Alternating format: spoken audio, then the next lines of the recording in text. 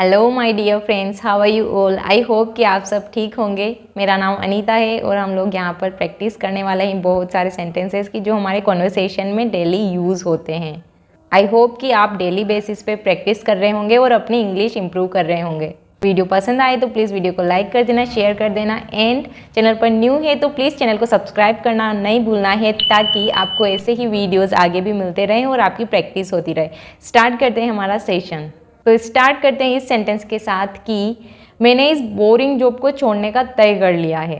ठीक है, तो इस सेंटेंस को हम कैसे बोलेंगे और इससे बहुत सारे वो सेंटेंस हम कैसे अपने से फॉर्म कर सकते हैं वो हम सीखेंगे। ठीक है, तो यहाँ पर मैंने बोला है कि मैंने इस बोरिंग जॉब को छोड़ने का तय कर लिया है। तो जब भी हमें ऐसा सेंटेंस बोलना हो कि मैंने ये करने का तय कर लिया है, वो करने का तय कर लिया है। सपोज़ कि मैंने ऐसे बोला कि मैंने अपने मम्मी पापा के साथ में रहने का तय कर लिया है। मैं पहले कहीं बाहर रह रही थी तो मैंने ऐसे बोला कि मैंने अपने मम्मी पापा के साथ में रहने का तय कर लिया है।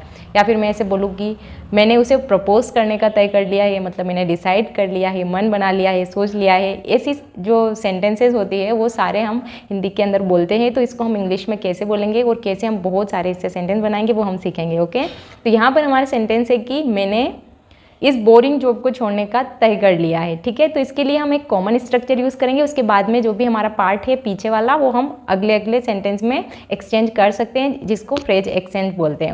ओके, यहाँ पर इसके लिए मैं यूज़ करूँगी आई have decided. I have decided. Okay, ये हमको कॉमन बोलना है सबके अंदर। जिस भी सेंटेंस के अंदर आता है कि तय कर लिया है उसमें हमको ये यूज़ करना है आई हैव डिसाइडेड। उसके बाद में टू का यूज़ करेंगे हम और फिर वर्ब की फर्स्ट फॉर्म कोई भी हमारी जो भी हमको सेंटेंस बोलना हो वो वाला हम वर्ब का फर्स्ट फॉर्म लेंगे और आगे हम पूरा सेंटेंस बोलेंगे। जैसे कि इस सेंटेंस को हम बोलेंगे I have decided to quit this boring job.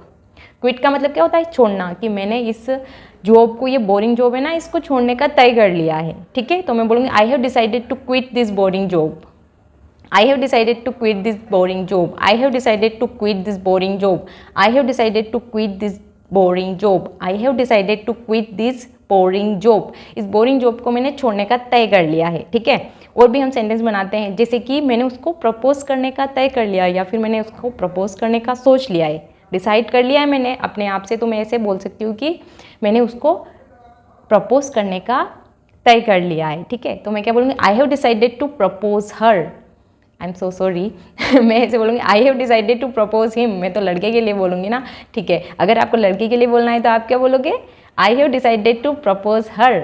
Okay, और गर्ल्स बोलेगी I have decided to propose him. I have decided to propose him. I have decided to propose him. और लड़के के लिए क्या बोलोगे आप? मतलब बॉयज़ क्या बोलेंगे? I have decided to propose her, क्योंकि वो गर्ल को प्रपोज करना चाहेंगे तो हर का यूज़ हमको करना पड़ेगा। I have decided to propose her. Okay, मैंने उसको प्रपोज करने का मन बना लिया है। ठीक है, और हम कौन से सेंटेंस यहाँ पे ले सकते हैं कि मैंने अपने मम्मी पापा के साथ रहने का मन बना लिया है या फिर अपने मम्मी पापा के साथ रहने के लिए तय कर लिया है। तो क्या बोलेंगे? I have decided to live with my parents. I have decided to live with my parents. I have decided to live with my parents. I have decided to live with my parents. Okay, और हम क्या बोल सकते हैं? और जैसे मैं बोलूँ कि मैंने अपनी ग्रेजुएशन कंप्लीट करने का तय कर लिया है। ठीक है, I have decided to complete my graduation. I have decided to complete my graduation. I have decided to complete my graduation. और क्या बोल सकते हैं? और हम बोल सकते हैं कि मैंने उसकी हेल्प करने का तय कर लिया है। मान लो किसी को हेल्प चाहिए और मैं बोलूँगी कि अगर मुझे कोई मना कर रहा है सामने वाला कि मत उसकी हेल्प मत करो, तो मैं बोलूँगी नहीं, मैंने उसकी हेल्प करने का तय कर लिया है या फिर मन बना लिया है, सोच लिया है। तो मैं बोलूँगी I have decided to help her. I have decided to help her. I have decided to help him. I have decided to help him. ऐसे मैं बोलूँगी। ओके, और मैं बोल सकती हूँ कि मैंने अपनी बुरी आदतें छोड़ने का तय कर लिया है या फिर बदलने का तय कर लिया है। तो मैं क्या बोलूँगी? I have decided to change my bad habits. I have decided to change my bad habits. I have decided to change my bad habits. तो ऐसे करके आप बहुत सारे सेंटेंसेस बना सकते हैं अपने आप से, जो भी आपको बोलना है। आगे हमको बोलना है आई हैव डिसाइडेड टू, उसके बाद में वर्ब का कोई भी आपको जो भी एक्शन करनी है उसका आप फर्स्ट फॉर्म लेंगे और फिर अदर पार्ट आप उसका बोल जाएंगे। ओके, तो यहाँ पर हमने एक सेंटेंस स्ट्रक्चर देखा है। अब हम दूसरे सेंटेंस स्ट्रक्चर की तरफ चलते हैं कि हम और भी कैसे कैसे सेंटेंस स्ट्रक्चर्स को यूज़ कर करके हमारी कॉन्वर्सेशन में फ्लुएंसी ला सकते हैं। ओके, तो अगला हमारा सेंटेंस स्ट्रक्चर है आई would rather. I would rather का यूज़ हम किस किस सेंटेंस में करते हैं और इसका मतलब क्या होता है। ठीक है, मान लो कि मुझे ऐसे बोलना है कि आपने ये सेंटेंस काफ़ी बार सुना होगा कि I would rather die than beg, मतलब कि मैं मरना पसंद करूँगा, भीख मांगने से अच्छा है कि मैं मरना पसंद करूँगा।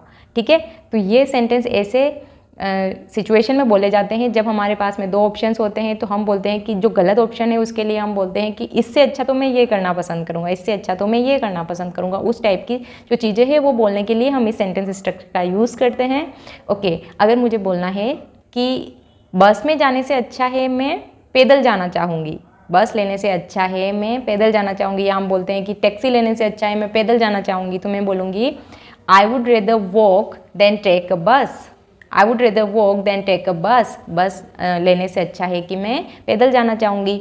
या फिर मैं ऐसे बोलूँगी I would rather walk than take a taxi, taxi लेने से अच्छा है मैं पैदल जाना चाहूँगी। I would rather walk than take a taxi. Okay, ठीक। और भी हमको क्या बोलना है, जैसे कि मान लिया कि मेरे पेरेंट्स से लड़ाई हो गई है, ठीक है, तो मुझे कोई मेरे भाई बहन समझाने आते हैं, बोलते हैं घर पे चलो, मैं घर से बाहर आ गई, बोलते हैं घर पे चलो, तो मैं बोलूँगी उस घर में जाने से अच्छा है कि मैं यहीं रहना पसंद करूँगी, या फिर उस घर में जाने से अच्छा है मैं बाहर रहना चाहूँगी। ठीक है, ऐसे हम बहुत बार बोल देते हैं ना गुस्से में कि उस घर में जाने से अच्छा मैं बाहर रहना पसंद करूँगी, तो मैं क्या बोलूँगी I would rather stay outside than go to that house.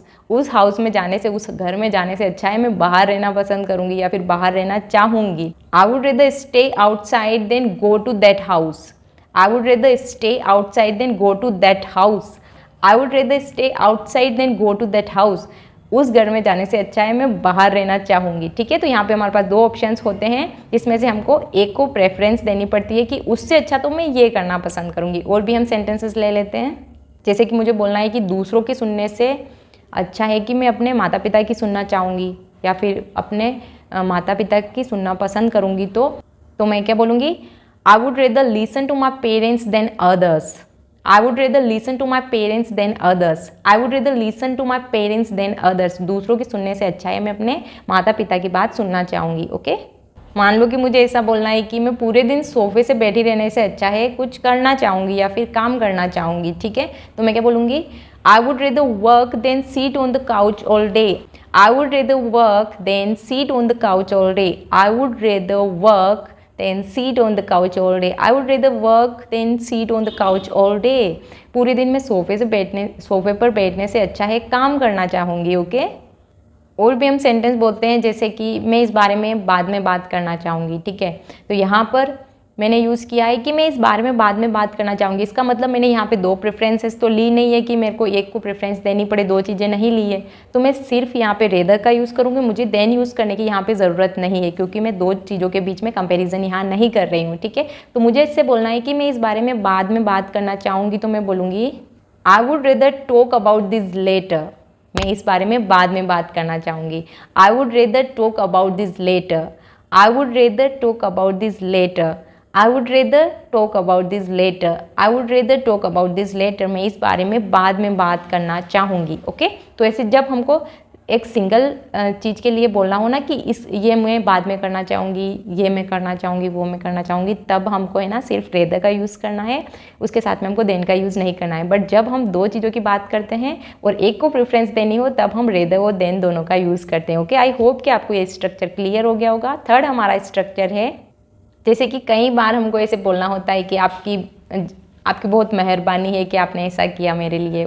मतलब कुल मिला के जब हमारी कोई हेल्प करता है या फिर हमारे लिए कोई अच्छा काम करता है, तो उसको अप्रिशिएशन देने के लिए हम इस टाइप के सेंटेंस का यूज़ करते हैं कि आपकी बहुत मेहरबानी है। ठीक है, तो इस टाइप के सेंटेंस को हम कैसे बोलते हैं, it's very kind of you. Starting में हम ऐड करेंगे it's very kind of you. ठीक है, फिर हम टू का यूज़ करेंगे और फिर वही वर्ब का फर्स्ट फॉर्म। जब भी हम टू का यूज़ करते हैं उसके साथ में हम वर्ब का फर्स्ट फॉर्म लेते हैं। मान लो मुझे ऐसे बोलना हो कि आपको हमें आमंत्रित करने की बड़ी मेहरबानी है, मतलब आपकी बड़ी मेहरबानी है कि आपने हमें बुलाया यहाँ पर। ठीक है, मान लो किसी ने हमको इनवाइट किया है, तो हम ऐसे बोलेंगे it's very kind of you to invite us. It's very kind of you to invite us, मतलब कि आपकी बड़ी मेहरबानी है कि आपने हमें यहाँ बुलाया। It's very kind of you to invite us. It's very kind of you to invite us. It's very kind of you to invite us. It's very kind of you to invite us. Okay, और हम क्या बोल सकते हैं, और मैं बोल सकती हूँ कि आपकी बड़ी मेहरबानी है कि आपने मुझे इस टफ टाइम में, जो मेरा बुरा टाइम है, उसमें आपने मेरी हेल्प की। ठीक है, तो मैं बोलूँगी it's very kind of you to help me in this tough time. It's very kind of you to help me in this tough time.